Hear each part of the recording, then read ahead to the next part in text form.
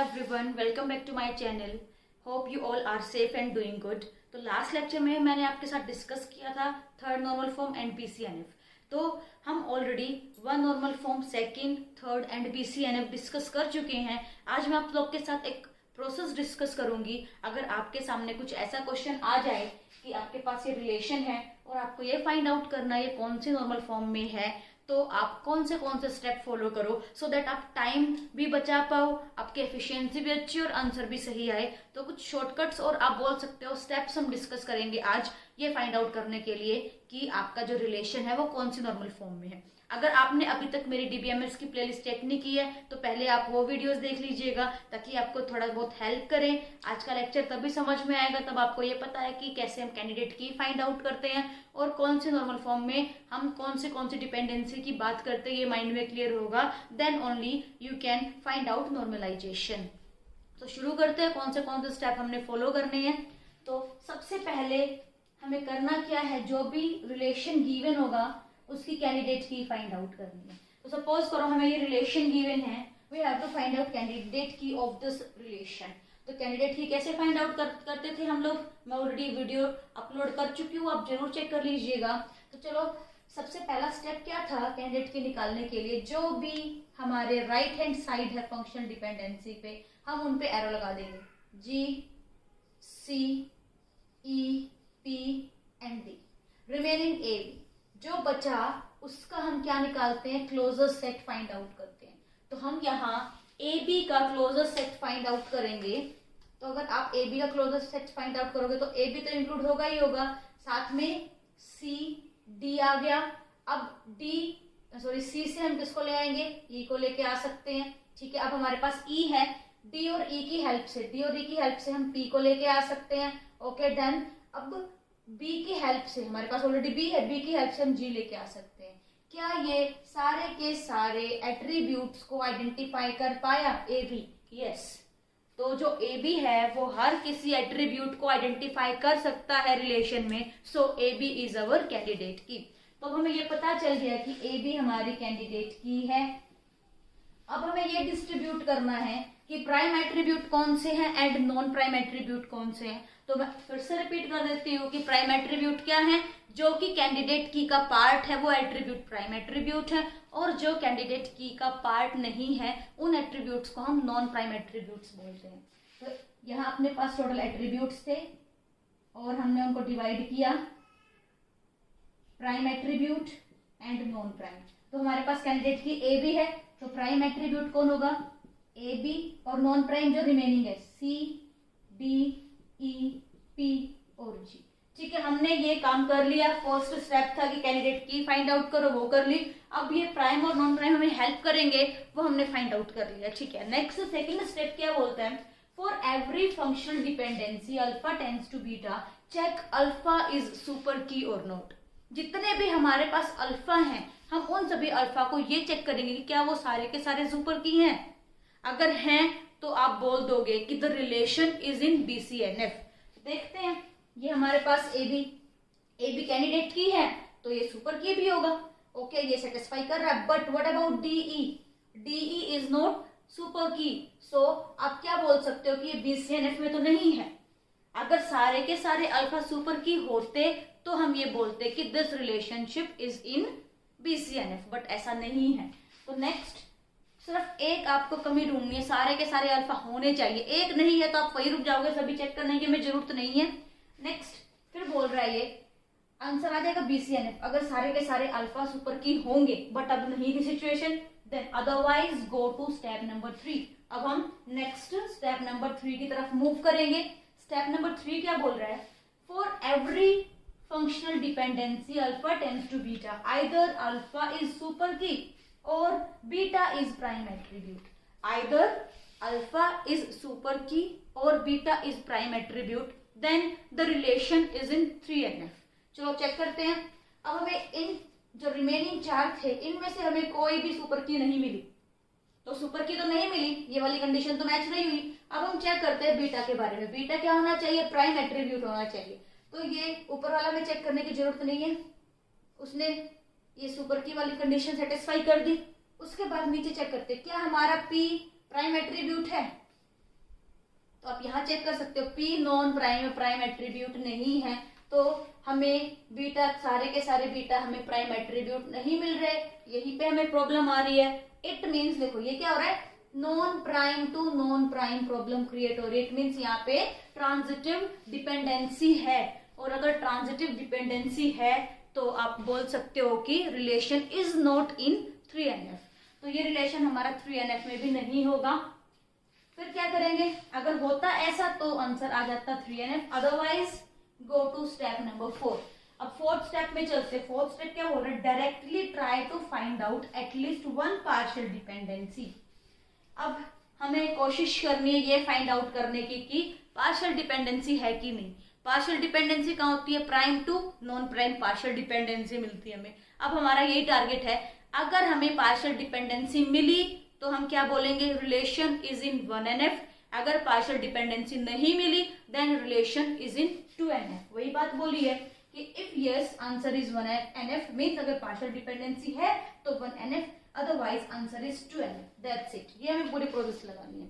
तो हम ऑलरेडी यहाँ स्टेप नंबर 3 लगा चुके थे। अब हम फोर्थ स्टेप ट्राई करते हैं। अब हमें फाइंड आउट करना कि क्या यहाँ पे पार्शियल डिपेंडेंसी है। ये आपका non prime to non prime है, पार्शियल डिपेंडेंसी यहाँ नहीं है। अब हमें चेक करना कि कोई प्राइम एट्रीब्यूट, जैसे ये मिल गया हमें prime attribute B non prime, prime to non prime मिल गया हमें। इट मीन्स यहाँ पे पार्शियल डिपेंडेंसी एग्जिस्ट कर रही है। अगर पार्शियल डिपेंडेंसी है देन आंसर इज 1NF। तो आप बोल सकते हो कि जो ये रिलेशन, गिवन रिलेशन है, ये हमारी कौन सी नॉर्मल फॉर्म में मिला, 1NF में मिला।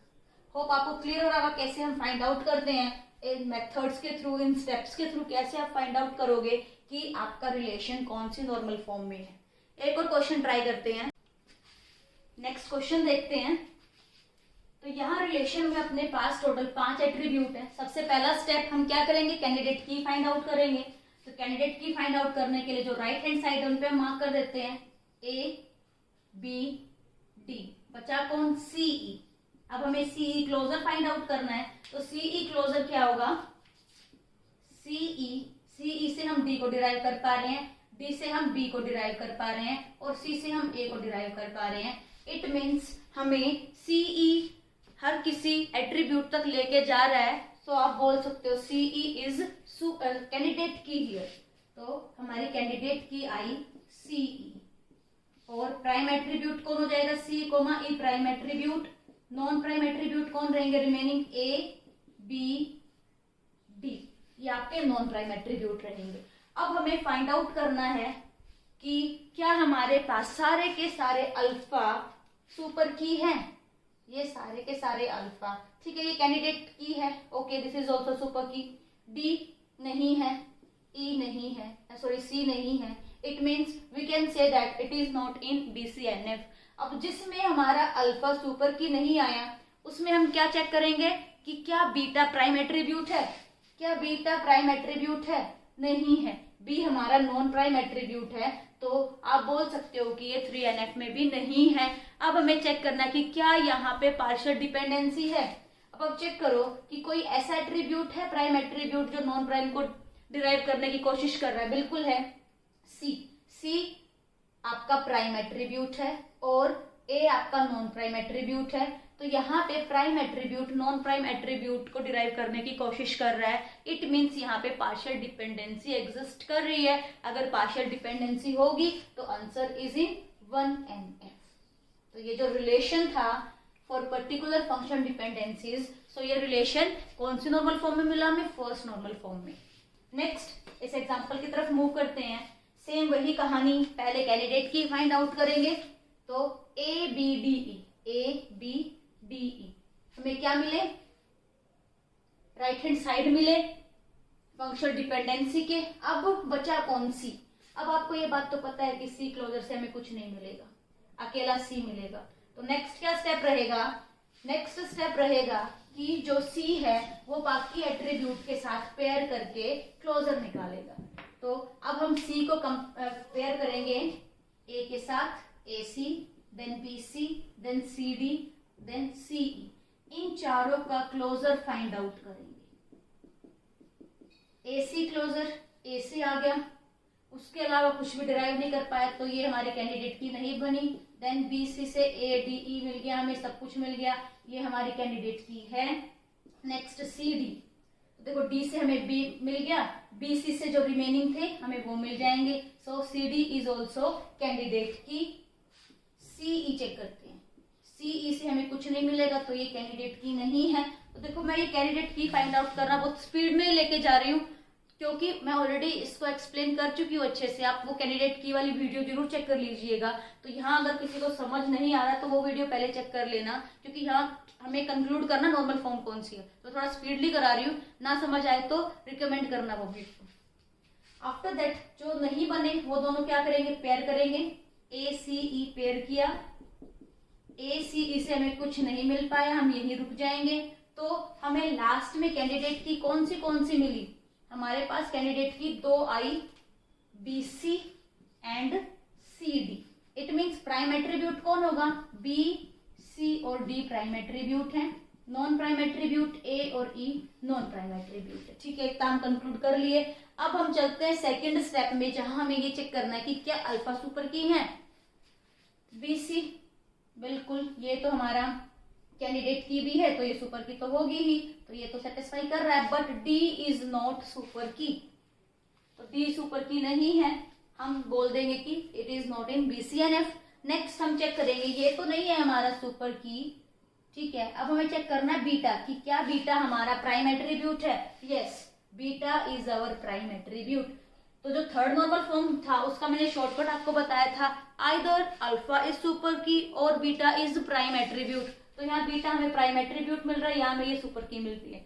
तो आप ये बोल सकते हो कि this relation is in 3NF। तो इसका आंसर क्या होगा, 3NF होगा इसका आंसर।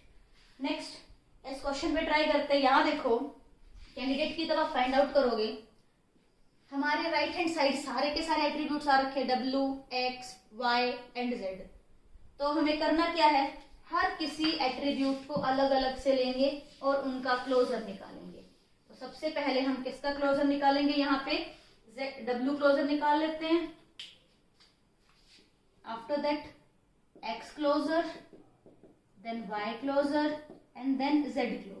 ठीक है, W से हमें क्या मिलेगा, कुछ नहीं, अकेला W, क्योंकि X W तभी Y पे जा पाएगा, तब उसके पास X भी होगा, तो अकेला W कुछ भी आइडेंटिफाई नहीं कर पाएगा।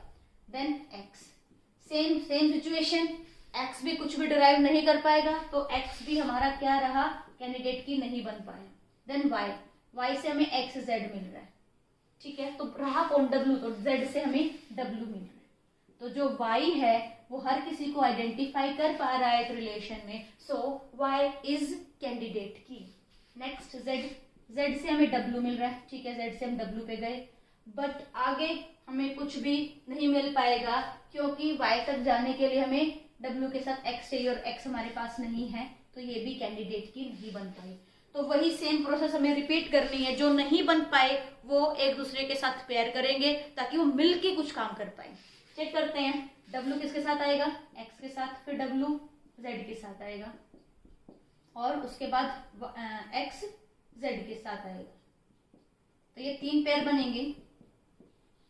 W X चेक करते हैं, W X Y Z हमें मिल गया। देखो W X से हमें Y मिल रहा है और Y से हमें यहाँ Z मिल रहा है, तो ये हमारी कैंडिडेट की है। नेक्स्ट W Z, अब यहाँ से Z से W, उसके अलावा हमें कुछ नहीं मिल पाएगा, तो ये कैंडिडेट की नहीं बनेगा। Next X Z